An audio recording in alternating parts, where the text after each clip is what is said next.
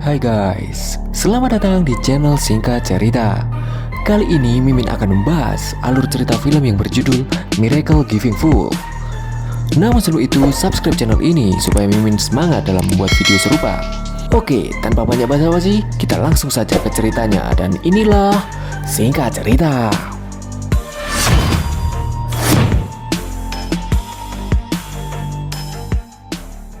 Di awal film diperlihatkan seorang yang bodoh dan tidak memiliki keahlian apapun selain membuat roti. Dia bernama Sung Ryong. Sung Ryong selalu menunggu seseorang di perbatasan.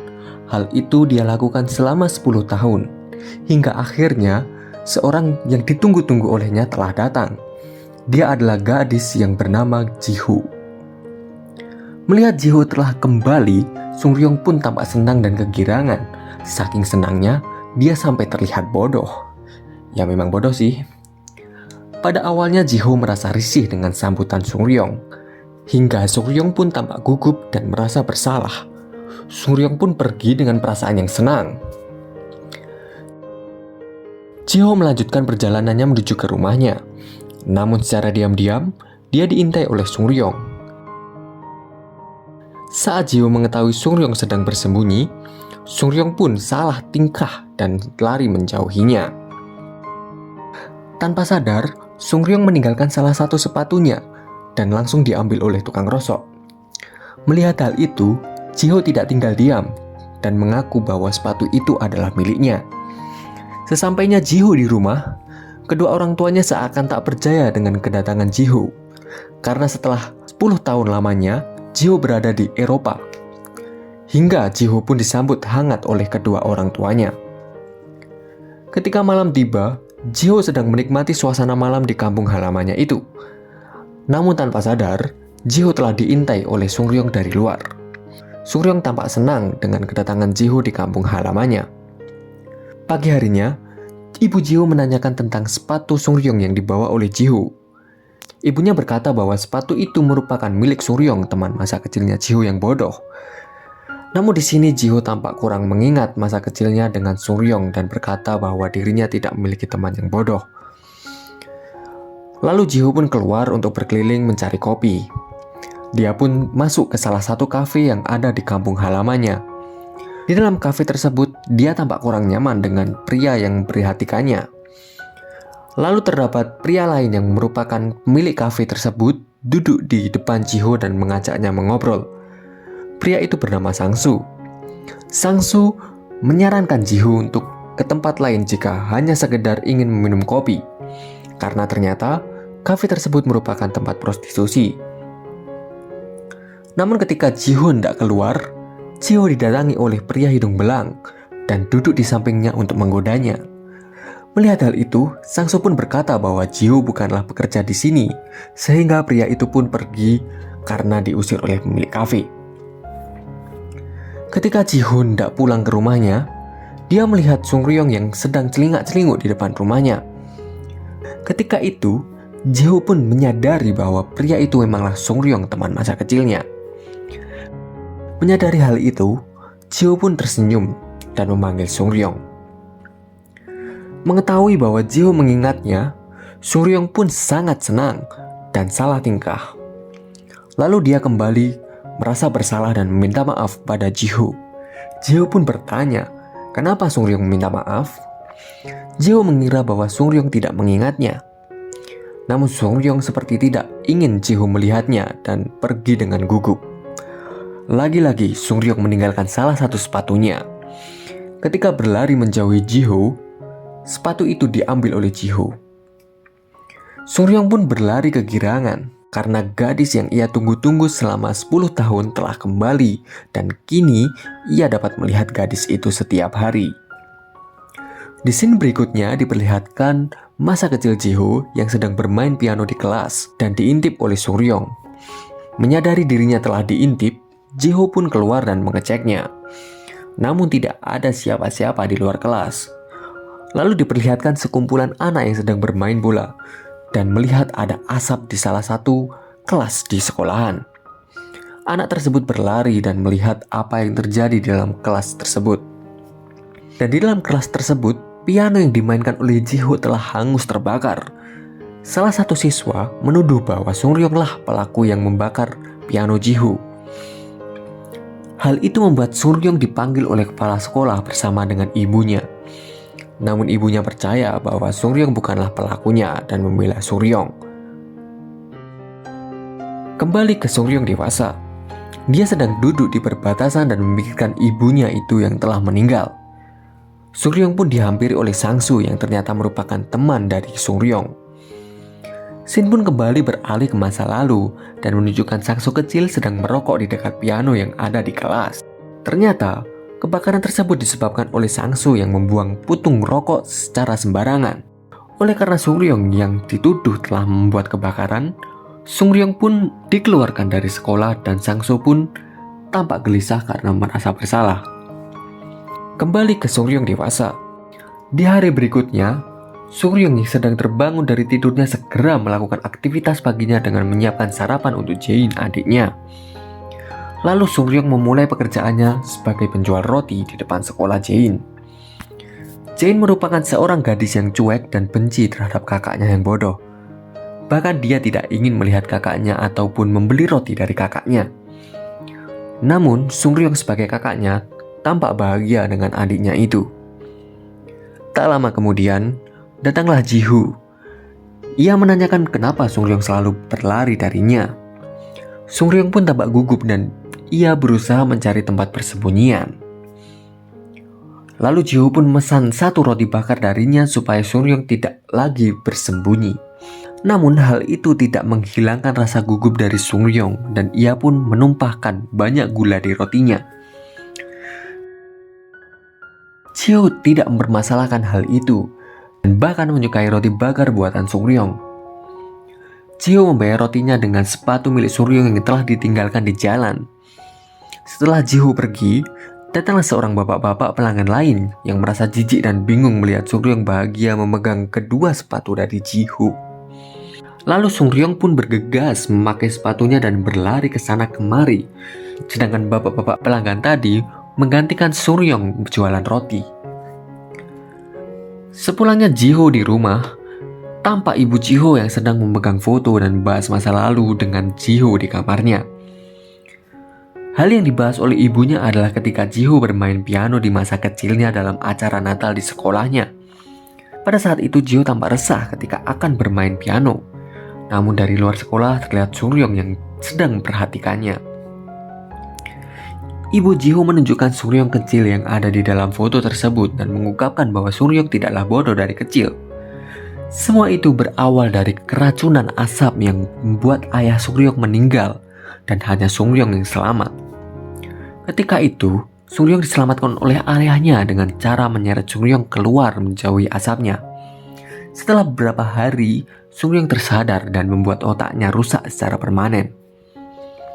Pada malam harinya, tampak Sung-ryong yang sedang bernyanyi di depan rumah Ji-ho. Ji-ho pun datang dan memanggil Sung-ryong. Seperti biasa, Sung-ryong tampak gugup dan meminta maaf. Ketika Sung-ryong akan pergi, Ji-ho kembali menanyakan kenapa Sung-ryong selalu berlari darinya. Sung-ryong pun menjawab bahwa Ji-ho pernah bilang dirinya tidak ingin melihat Sung-ryong lagi dan menyuruh Sung-ryong untuk pergi menjauh darinya. Namun Ji-ho lupa kalau dirinya pernah berkata seperti itu dan menyuruh Sung-ryong untuk melupakan hal itu. Sehingga Sung-ryong pun sangat senang ketika dirinya tidak perlu lagi pergi menjauh dari Ji-ho. Lalu Ji-ho melihat sepatu yang dipakai oleh Sung-ryong beda sebelah dan ia menanyakan hal itu kepada Sung-ryong. "Sepatumu kenapa? Apa tidak sakit?" Namun Sung-ryong menjawab bahwa dia senang menggunakan sepatu yang Ji-ho kembalikan sebagai ganti bayaran roti bakar tadi pagi. Hal itu membuat Ji-ho kesal dan memaksa Sung-ryong untuk melepas sepatu yang ia pakai. Setelah itu Ji-ho menyuruh Sung-ryong untuk menunggu dan ia pun mengambilkan sepasang sepatu baru untuk Sung-ryong. Hal itu membuat Sung-ryong merasa bahagia. Bahkan dia pun lupa mengucapkan selamat tinggal pada Ji-ho. Namun ketika Sung-ryong sedang berjalan menggunakan sepatu barunya, ia pun teringat akan perkataan Ji-ho di masa lalunya yang menuduhnya telah membakar pianonya dan mengusirnya. Hal itulah yang membuat Sungryong selalu berlari di hadapan Ji-Ho. Sesampainya di rumah, Sun tidak masuk ke rumah, tapi dia malah mondar-mandir di depan rumahnya hingga Jae-in, adiknya, pulang dan merasa aneh dengan perilaku kakaknya itu. Tak lama kemudian salju pun turun dan itu membuat Sungryong merasa senang. Di rumah Ji-Ho, tampak Ji-Ho yang keluar melihat Sungryong yang mondar-mandir di depan rumahnya. Ia pun tertawa melihat perilaku Sungryong.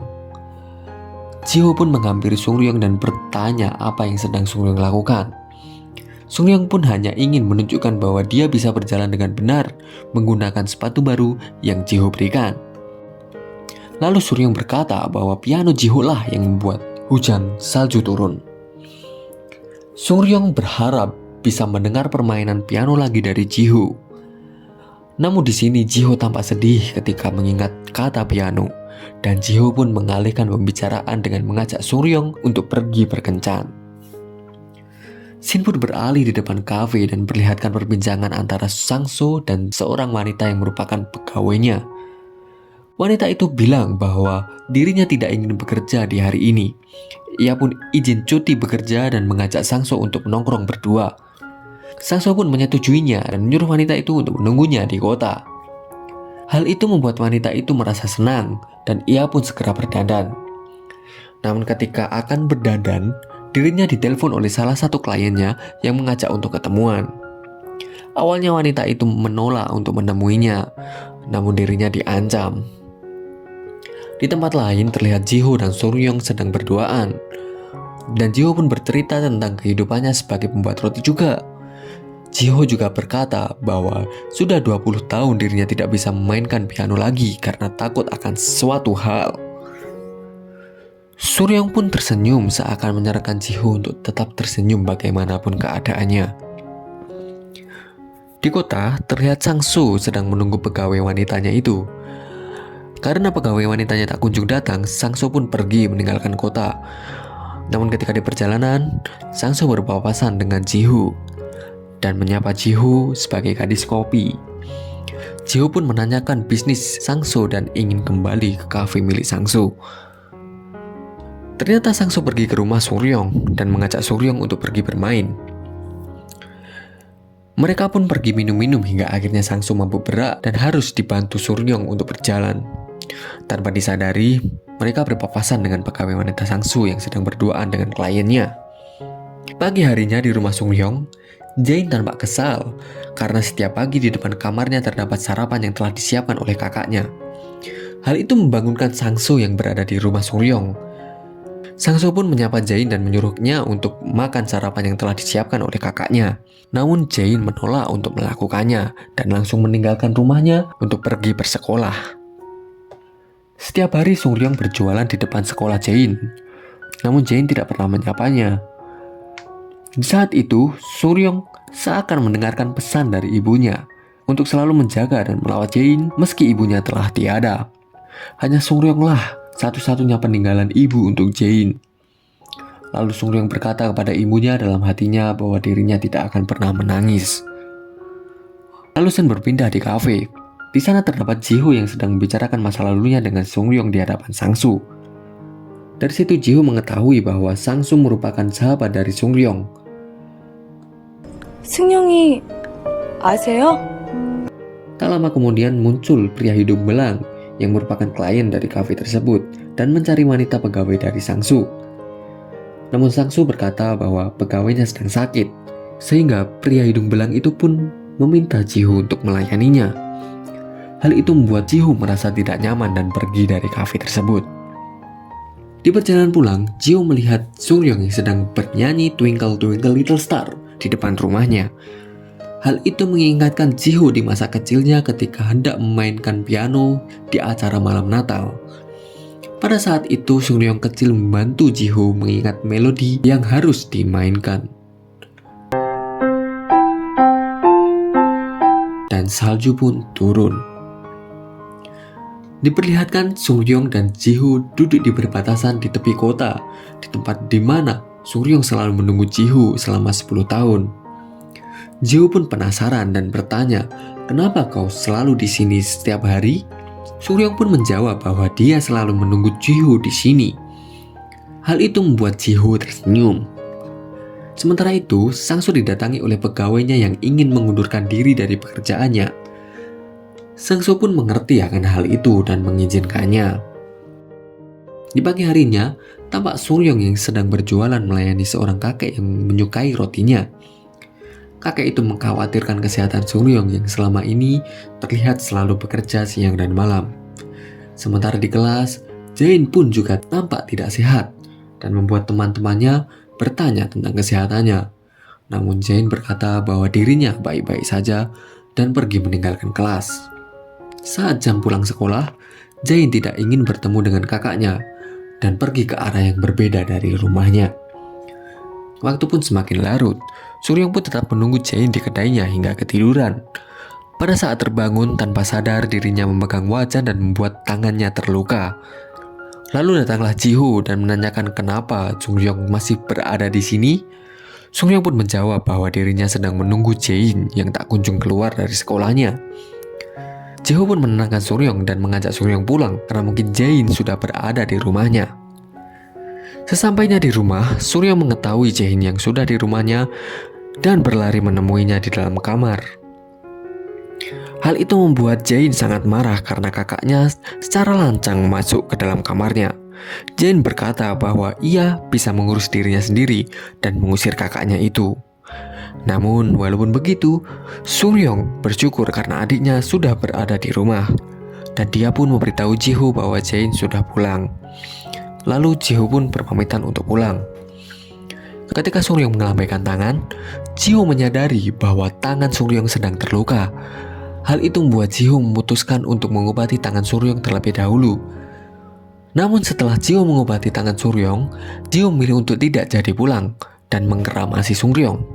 Saat itu Suryong tampak begitu bahagia dan teringat dengan ibunya. Setelah Suryong dikeramasi oleh Jiho, Jiho pun tertegun karena melihat Suryong yang tampan karena sudah dibersihkan. Setelah itu Jiho pun pulang. Di sini terlihat Suryong sangat senang sekali dan dia pun muter-muter di halaman rumahnya sambil bernyanyi Twinkle Twinkle Little Star. Terlihat di perjalanan pulang, Jiho pun menyanyikan lagu yang sama. Di pagi harinya, Suryong membangunkan Jain, namun Jain pun tak kunjung menjawab di kamarnya. Sehingga Suryong berpamitan untuk pergi terlebih dahulu. Di sini terlihat bahwa Jain sebenarnya sedang sakit di kamarnya. Di sekolah, Suryong melakukan aktivitasnya seperti biasa. Salah satu siswa yang membeli roti itu menyadari bahwa Suryong telah terlihat rapi dan bersih. Walaupun merasa senang dengan pujian itu, Suryong tampak mengkhawatirkan adiknya yang tak kunjung terlihat. Tak lama kemudian, Jain terlihat dan Suryong pun menanyakan kenapa Jain terlambat di sekolahnya. Suryong mencurigai Jain yang tampak tidak sehat itu, namun Jain tampak masih marah dengan kakaknya. Di sisi lain, tampak pegawai dari Sang-soo sedang berbicara melalui telepon dengan seorang pria yang mencarinya. Sepertinya ia memiliki hutang pada pria itu. Pria itu pun mengancam akan menyebarkan fotonya jika tidak menuruti perkataannya. Scene pun beralih di sekolah. Di saat jam istirahat, terdapat 3 siswa yang membeli roti milik Suryong dan membicarakan Jain yang sedang sakit di depan Suryong. Hal itu mengejutkan Suryong dan dia pun bergegas lari ke dalam kelas untuk menjemput Jain dan mengantarnya ke rumah sakit.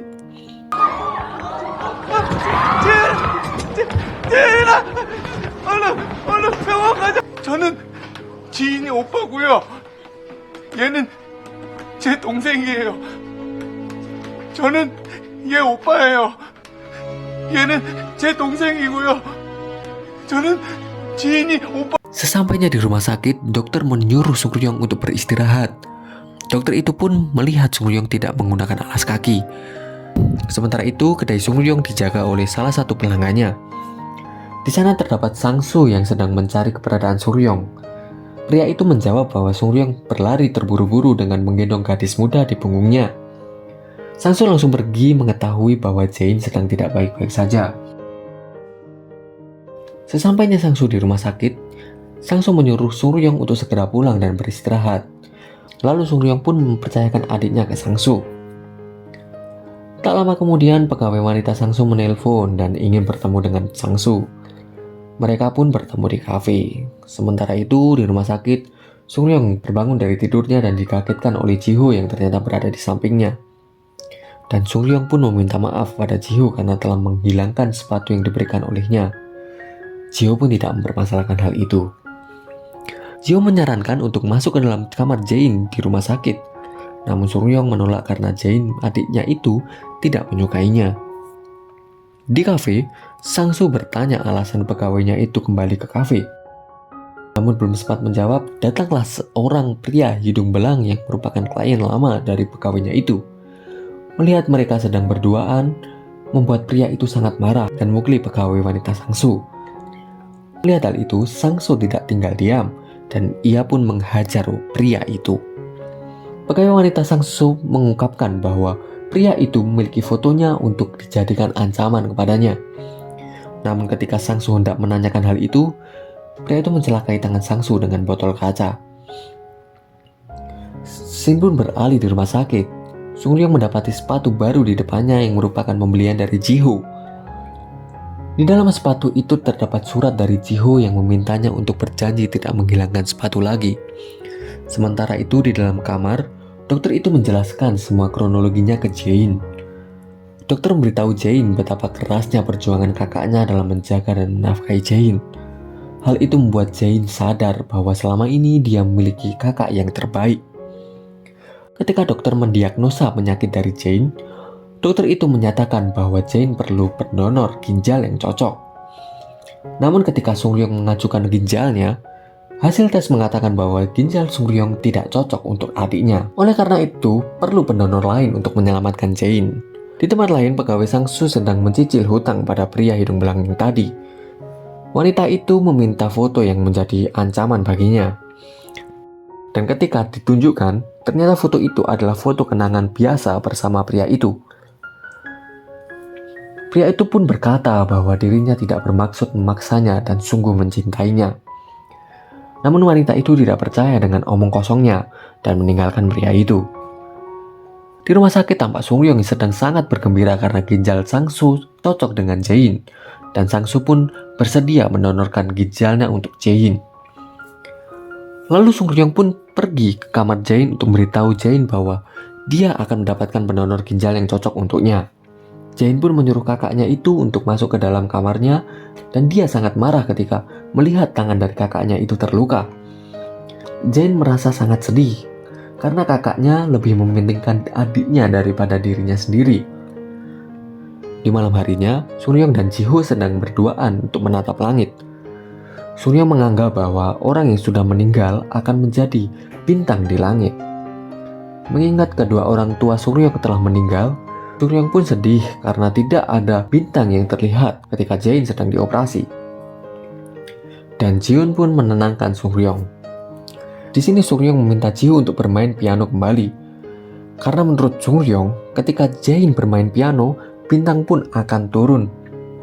Namun Ji-ho berkata bahwa pianonya menyedihkan.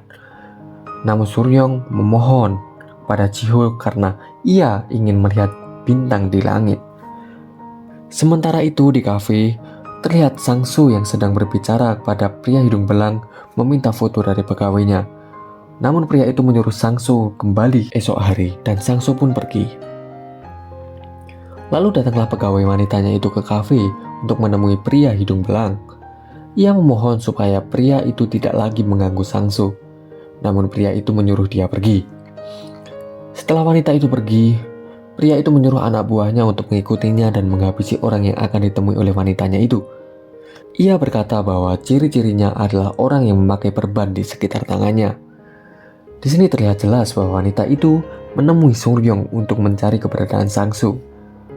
Sehingga anak buah dari pria tadi menganggap bahwa Sung-ryong adalah Sang-soo karena memakai perban di tangannya. Pada malam harinya, Sung-ryong sedang menyiapkan barang untuk Jae-in di rumah sakit. Lalu Sung-ryong berangkat dengan menggunakan sepatu pemberian dari Ji-ho. Namun ketika di perjalanan, dirinya dihajar oleh kedua orang yang telah mengincarnya tadi siang. Setelah dihajar, Sung-ryong pun tetap melanjutkan perjalanannya. Saat itu terlihat Ji-ho sedang bermain piano dan salju pun turun. Suryeong pun tak tahan menahan dirinya dan ia terjatuh di depan rumah Jiho. Kilas balik pun terlihat dan Suryeong pun tewas. Kabar itu membuat semua orang berduka termasuk Jiho dan Jain adiknya. Di sini tampak Jain yang berada di kantor rumah sakit meminta surat kematian. Ketika petugas itu menyuruhnya mengisi lembaran, Jain pun terdiam. Lalu petugas itu membantu mengisikan lembarannya dan menanyakan hubungan Jain dengan almarhum. 그 사람이 내 오빠고요. 내가 그 사람 동생이에요. 그 사람이 Terlihat Jain sangat sedih dengan kepergian kakaknya. Lalu di rumahnya, Jain melihat bahwa selama ini di dinding kamar kakaknya terdapat tulisan tugas dari mamanya yang selalu Suryeong lakukan untuk dirinya. Hal itu membuat Jain menangis. Kini Jain menjadi pribadi yang lebih baik, di mana dia selalu tersenyum ketika memikirkan Suryeong kakaknya. 5 bulan kemudian terlihat Jiho yang sedang bermain piano di dalam sebuah acara besar. Ketika itu, Jiho teringat akan Suryeong yang meminta dirinya untuk kembali bermain piano. Jiho pun berterima kasih kepada Suryeong. Jiho yakin bahwa Suryeong akan selalu mendengarkan alunan dari pianonya. Dan film pun berakhir. Ending yang sangat mengharukan. Terima kasih telah menonton video ini. Klik like jika Anda suka dan sampai jumpa di video selanjutnya.